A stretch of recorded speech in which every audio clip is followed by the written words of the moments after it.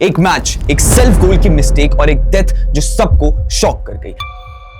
Football world का एक ऐसा मैच जो बना कोलंबियन फुटबॉल प्लेयर का डेथ का reason. Another cold side of this beautiful game.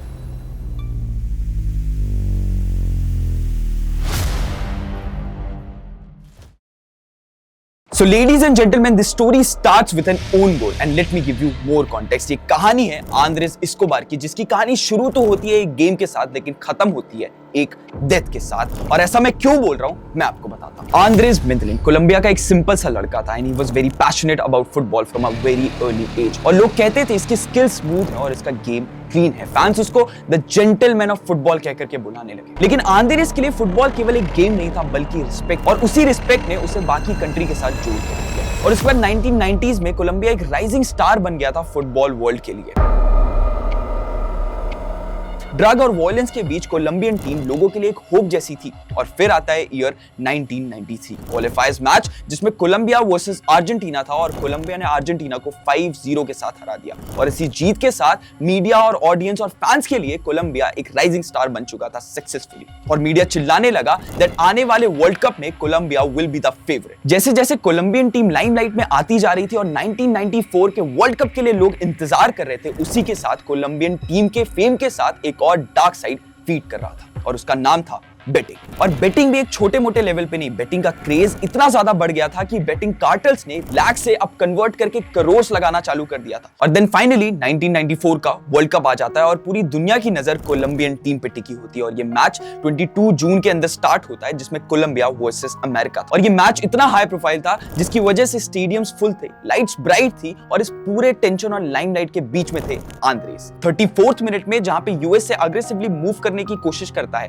और दूसरी तरफ से उनके मूव को टैकल करते हैं आंद्रेस, लेकिन एक छोटी सी गलती और एक गलत एंगल की वजह से वो गोल उनके खुद के गोल पोस्ट के अंदर चला जाता है और जिसका result it was N own goal. और स्कोर हो जाता है 1-0 और इस 1-0 स्कोर के साथ यूएसए लीड होस्ट करना चालू कर देते हैं। लेटर ऑन वो मैच खत्म होता है 2-1 के साथ और ऑब्वियसली जिसमें कोलंबिया बाहर हो जाता है और यूएसए जीत जाता है। कॉन्फ्रेंस खत्म होने के बाद आंद्रेस के वापस आने से पहले ही बेटिंग कार्टल्स बहुत ज्यादा ऑफेंडेड और बहुत ज्यादा ब्रूज थे। और आखिर क्यों ना हो, उनका नुकसान करोड़ों में हुआ था। स्ट्रीट्स में ग्राफिटी देखने मिल रही थी जिसमें लिखा हुआ था thanks for the own goal and with the taunting tone. और ये सिलसिला यहीं पे खत्म नहीं होता है। आंद्रेस को डेथ थ्रेट्स आते हैं, लेकिन उसके बावजूद आंद्रेस खुद को यही समझाते हैं that it's just a game and he wanted to be calm. और तब आती है 1 जुलाई की वो सिनिकल रात और वो क्लब था एल इंडो क्लब, जहां पे आंद्रेस अपने दोस्त के साथ डिनर कर रहे होते हैं और उनको अप्रोच करते हैं कुछ ड्रंक और एंग्री लोग और उन्होंने आकर के भी वही सेम चीज उनसे बोली and they said thanks for the own goal. और इस चीज को भी आंद्रेस ने बहुत कामली एड्रेस करा और उन्होंने बोला anyone can make mistake and I am sorry for your loss and for the countries loss. लेकिन इसके बावजूद उनका इंटेंशन और उनका गुस्सा शांत नहीं होता और ये रात कंटिन्यू हो जाती है 2 जुलाई के 3 बजे के आसपास, जहां पे एल इंडो क्लब को एग्जिट करते हैं आंद्रेस और अपनी गाड़ी की तरफ बढ़ रहे होते हैं। और उसी के दौरान एक और आदमी उन्हें अप्रोच करता है और इससे पहले कि वो कुछ रिएक्ट करते he got shot and not just 1 time 2 time और 3 टाइम, इट वाज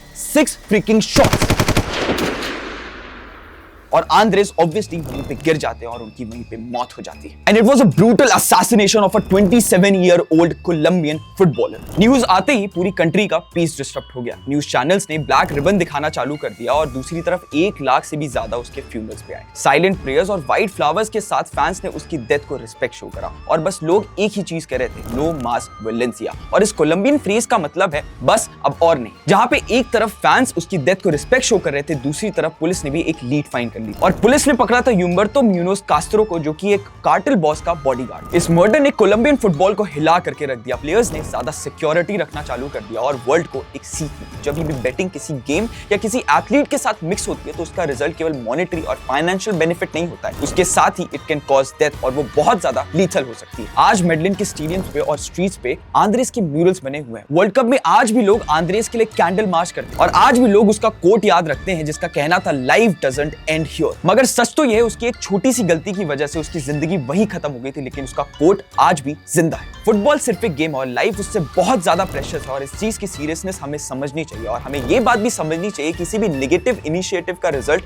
हमेशा सिनिकल ही होगा। और इस बात का प्राइम एग्जांपल है Andres Escobar, the gentleman of football. So what do you guys think about this story? Is this story enough to make you understand that life is precious than everything? और अगर हाँ तो do let me know your views in the comment section and I'll see you in the next video with a new Burid story.